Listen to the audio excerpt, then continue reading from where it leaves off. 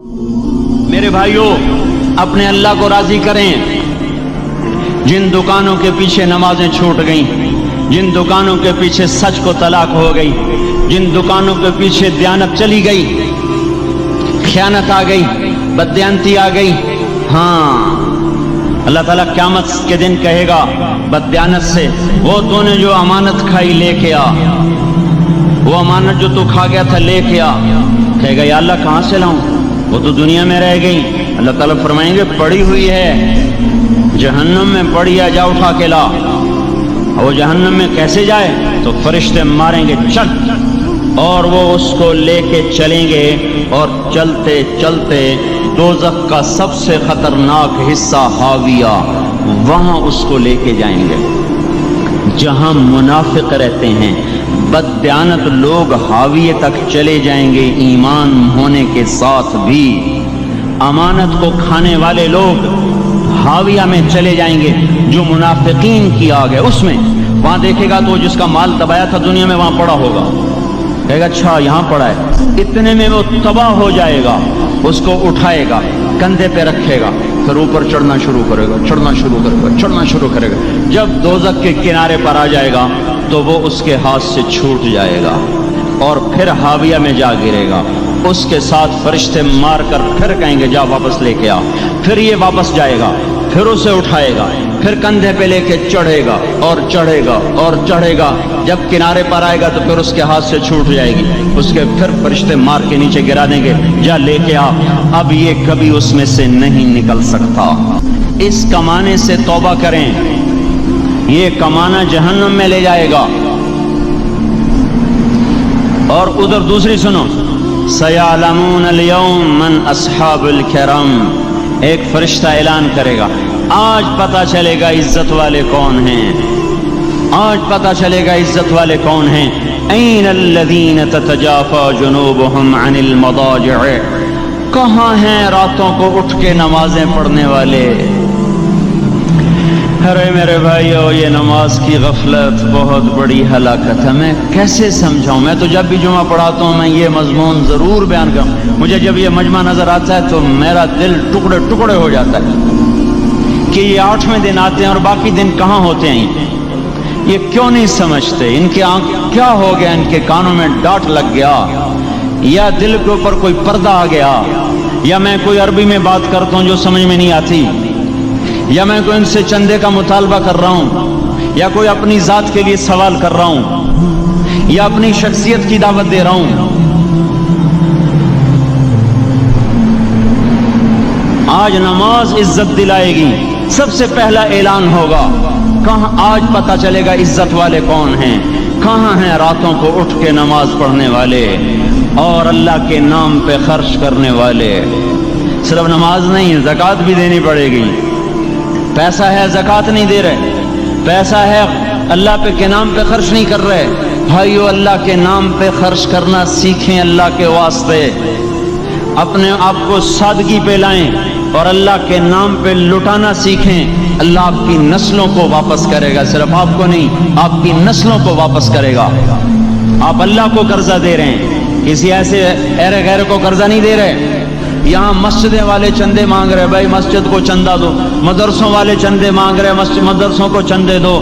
یہ تو مسلمان کی غیرت کے خلاف ہے کہ اللہ کے گھر میں مسجد کے لیے چندہ مانگا جائے، اور کہیں صندوقچیاں پھرا رہے، کہیں وہ جھولیاں۔ ایسی مجھے شرم آتی ہے، یہ کرنے والوں پر بھی میں کیا کہوں، ان کی عقلوں پہ بھی پردہ ہے کہ اللہ کے گھر میں مخلوق کے سامنے جھولی پھیلاتے ہیں، اور پھر ان مسلمانوں کی آنکھوں پر بھی پردہ ہے کہ ان کو غیرت نہیں آتی کہ مسجد کے لیے جھولی پھیلائی جا رہی ہو، اور یہ گھروں میں اچھا خاصا کھاتے پیتے ہوں اور مسجد کے لیے جھولی پھیلائی جائے اور مسجد کے لیے صندوق رکھے جائیں، اور ہر نماز کے بعد مدرسے کے لیے لوگ چندہ مانگ رہے ہوں۔ یہ ایمانی اور غیرت کے خلاف، مسلمان کی سخاوت کے خلاف ہے کہ اس طرح مسجد کے لیے جھولیاں پھریں اور مسجد کے لیے صندوق پھریں۔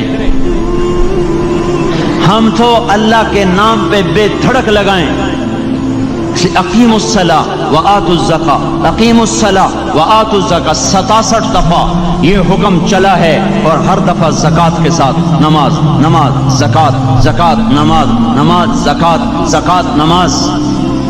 نماز پڑھنے والے زیادہ ہیں نسبتاً زکوٰۃ دینے والوں سے، زکوٰۃ دینے والے تھوڑے ہیں، پیسہ جاتے ہوئے جان جاتی۔ ہمیں نہ دو، اپنے غریب رشتہ داروں کو تلاش کر کے دیں، اپنے غریب رشتہ داروں کو، اپنے غریب پڑوسیوں کو۔ آج جو صحیح دیانتدار تنخواہ دار ہے وہ بھی مستحق زکوٰۃ ہے اگر وہ دیانتدار ہے تو۔ اگر رشوت نہیں لیتا تو آج کا ایس پی بھی مستحق زکوٰۃ ہے۔ میرا ایک دوست ایس پی کہنے لگا میں زکوٰۃ کا مستحق ہوں، حالانکہ میں ملتان کا ایس پی ہوں، کہ 15 دن میرے گھر میں کبھی سالن پکتا ہے کبھی نہیں پکتا۔ اپنے اوپر صرف خرچ کرنا۔ بچے کو کھلونے کی خواہش تھی، 1000 روپے کے کھلونے لے کے دے دیے، کیا ظلم ہے یہ؟ 1000 روپے کے کھلونے بچے کو لے کے دے دیے، کیا اللہ نہیں پوچھے گا کہ اس 1000 سے کسی غریب کے گھر کا دیا جل سکتا تھا، اور کسی کے غریب کا ایک ہفتہ گزر سکتا تھا، تیرے کسی مسکین رشتہ دار کے گھر میں بھی کچھ سالن پک سکتا تھا۔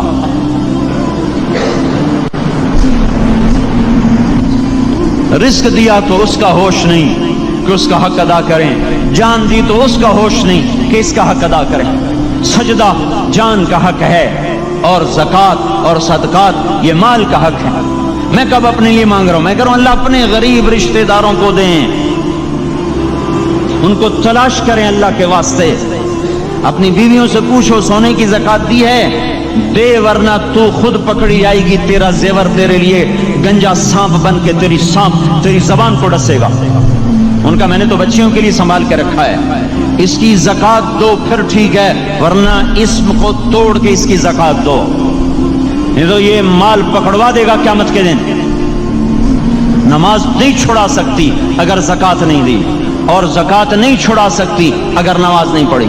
مسجد بنا دی 50 لاکھ میں، اگر خود نمازی نہیں تو یہ مسجد بنانا اسے جہنم سے نہیں بچا سکتا۔ میرے بھائیوں، اپنی جان کا بھی صحیح استعمال کریں اور اپنے مال کا بھی صحیح استعمال کریں۔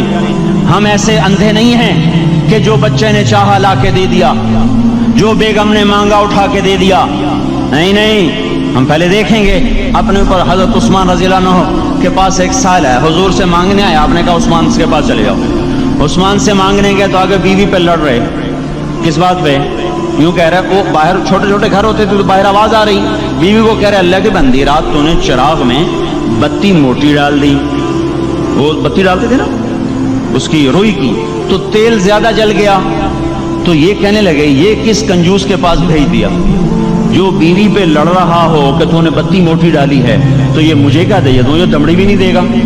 جب ان کو باہر بلایا اور خیرات مانگی کہ وہاں سے آیا ہوں، تو انہوں نے اندر گیا، ایک تھیلی اٹھائی، نہ پوچھا کہ کتنے چاہیے، نہ پوچھا کہ کون، 3000 درہم اٹھا کے دے دیے۔ وہ حیران ہو کے کہنے لگا یار ایک بات تو بتاؤ۔ کہا کیا؟ کہا یہ مجھے تو نے اتنے دے دیے کہ میری اگلی نسل کو بھی کافی ہیں، اور خود بیوی پہ تو لڑ رہا تھا کہ بتی موٹی کیوں کر دی؟ کہنے لگے وہ اپنی ذات پہ خرچ تھا، وہ پھونک پھونک کے کرنا ہے، یہ اللہ کو دے رہا ہوں جتنا مرضی دے دوں، یہ تجھے تھوڑا دے، اللہ کو دے رہا ہوں۔ تو اپنی جان کو بھی لگائیں اللہ پر اور اپنے مال کو بھی لگائیں اللہ پر، اور میرے بھائیوں اپنی کمائیوں کو حلال پہ لائیں، اور بیویوں کو سمجھا دیں کہ ہم تمہاری خاطر دوزخ میں نہیں جا سکتے۔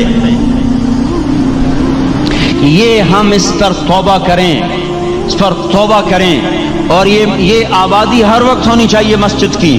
چلو کوئی جو جہاں سے بھی آیا ہے مسجد کے عادی بنو میرے بھائیوں۔ ہماری جماعت گئی تھی اردن میں 1991 میں، تو ہم اسرائیل کے بارڈر پر چلے، انہوں نے بتایا کہ یہ ہم سے آمد رفت بات چیت ہوتی رہتی ہے، چونکہ کچھ عرب ادھر رہتے ہیں کچھ عرب ادھر رہتے ہیں، رشتہ داریاں ہیں۔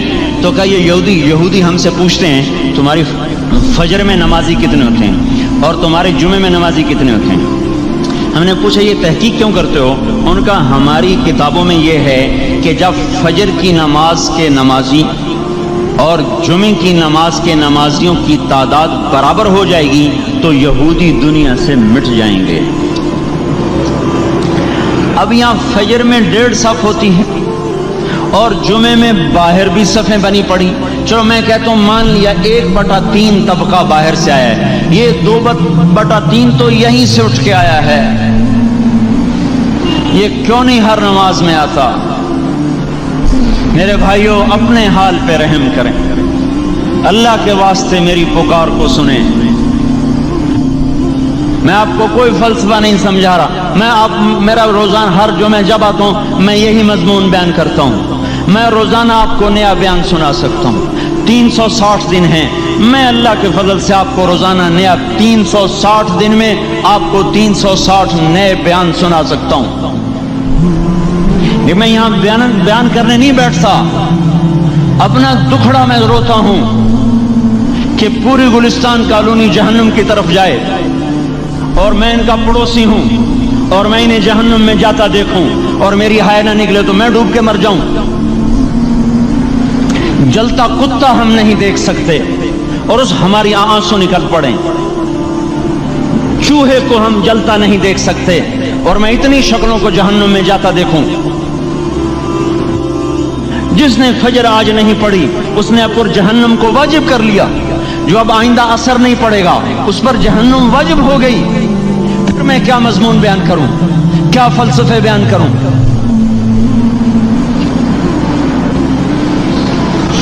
اس لیے میرے بھائیوں اپنی ذات پہ رحم کریں، اپنے بچوں پہ رحم کریں، اپنے گھر والوں پہ رحم کریں، مسجد کی دوڑ لگائیں، اپنے مال کو اللہ کے نام پہ خرچ فرمائیں تاکہ یہاں بھی جہان بنے اور وہ بھی جہان بنے۔ کیا زندگی ہے، چلتے چلتے سانس نکل جاتا ہے پھر یوں مٹ جاتے ہیں جیسے دنیا میں کبھی آئے نہ تھے۔ پوتے پوچھتے ہیں ابا دادا کی قبر کہاں ہے؟ ابا کہتے ہیں بیٹا یہیں کہیں مل گئی، پتہ نہیں کہاں ہے۔ آج تو اگلی نسل دادے کی قبر نہیں دیکھ سکتی۔ ہم اس دنیا کی خاطر اللہ کے باغی ہو جائیں۔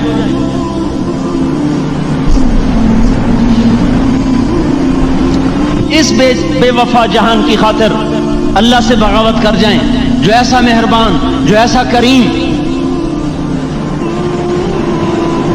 تو اس لیے میرے بھائیوں اللہ کے واسطے اللہ کی بارگاہ میں توبہ کریں اور اپنے اللہ کو راضی کریں۔ یہی میری فریاد ہے، یہی میری پکار ہے۔ میں بھی توبہ کرتا ہوں، آپ بھی اللہ کی بارگاہ میں توبہ کریں کہ کوئی کام اللہ کی منشا کے خلاف نہ ہو۔